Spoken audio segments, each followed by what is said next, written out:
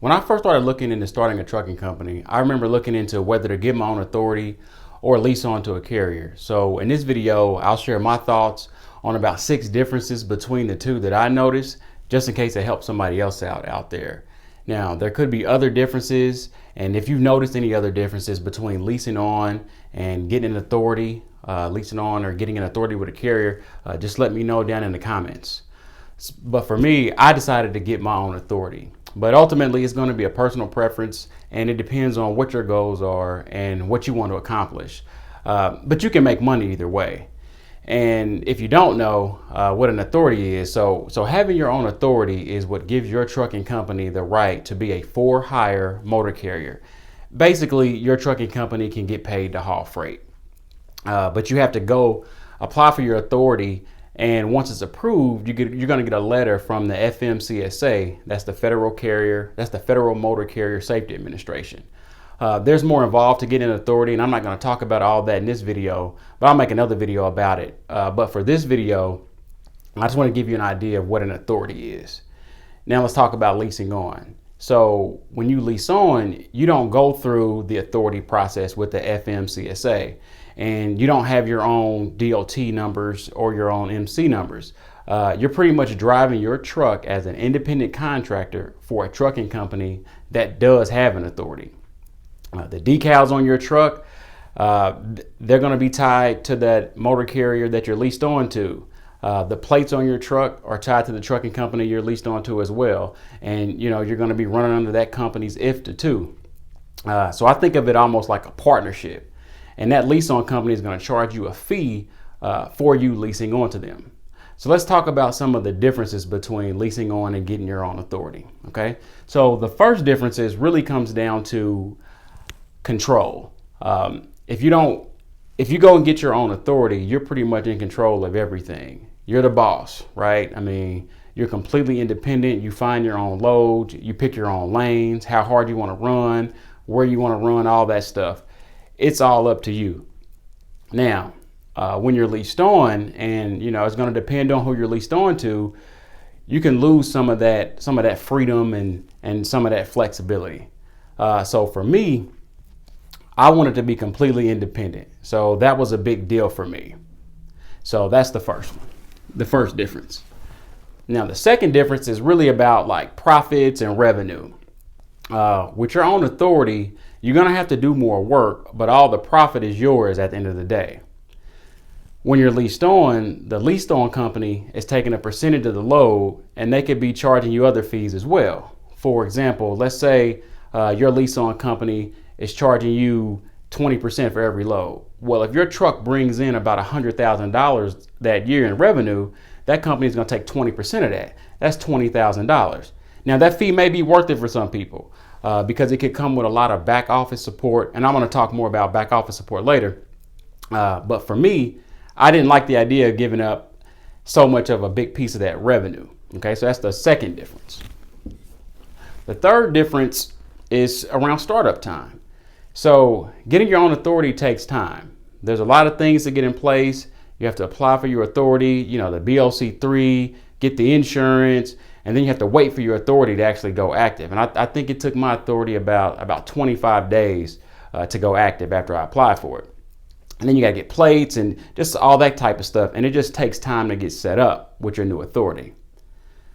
Now, when you lease on to a company and you've already got your truck, you could be on the road making money pretty quickly because you don't have to go through that new authority process and fill out, all the new authority paperwork. When leasing on, getting signed up typically involves just a lease agreement between you and the company you're going to be leased on to, and getting added to that company's insurance and whatever other new owner-operator steps that they have in place for you to do. But it's typically faster to get started trucking, leasing on versus going through the authority process. So that's the third difference. So the fourth difference is going to be startup challenges.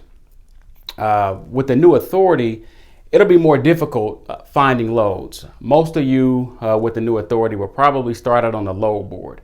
And some brokers will say your authority must be active for 90 days, 6 months, or even a year. I ran into this when I first got started. You just have to work a little harder during those first few months to stay loaded, but it can happen. And not every broker is going to require you to have your authority for a certain amount of time. And most of the time when I saw a broker wanting you to have your authority for a certain period, it was typically about 90 days. Okay. Now, when you're leased on to a company, especially if you find a company that's been leased on for a while, you really won't have to go through that process because the loads are going to be being booked based off how long that company you're leased on to, based on how long that they've been around and how long their authority has been active. Okay. Now, another challenge is the insurance cost when you're first starting up. After buying your equipment, the insurance will be one of your biggest startup expenses. You know, when you're with your own authority, you have to have a $750,000 liability policy on place with the FMCSA. But most brokers, they're going to want to see $1 million liability policy. So a down payment on $1 million policy can be a lot for some people. For me, my initial down payment for the insurance, it was about $2,500. But your cost could be more or less. Again, that just is going to depend on your operations. When you're leased on to another company, though, you don't have to have that $750,000 liability insurance policy on file with the FMCSA. So that's the fourth difference. The fifth difference is support.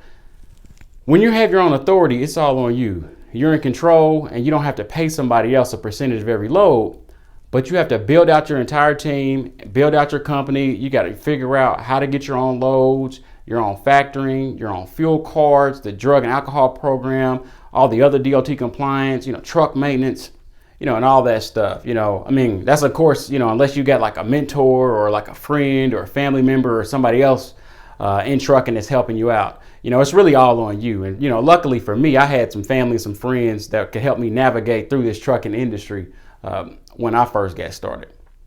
All right. Now, when it comes to leasing on, you're going to have more support, or you could have more support, but the support is going to vary based on who you're leased on to.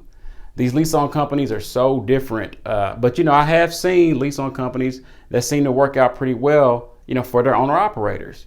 They have mechanics that can help service the trucks when the trucks go down. They have good dispatchers to keep the trucks running. They got factoring set up, the fuel cards, all that stuff's already in place.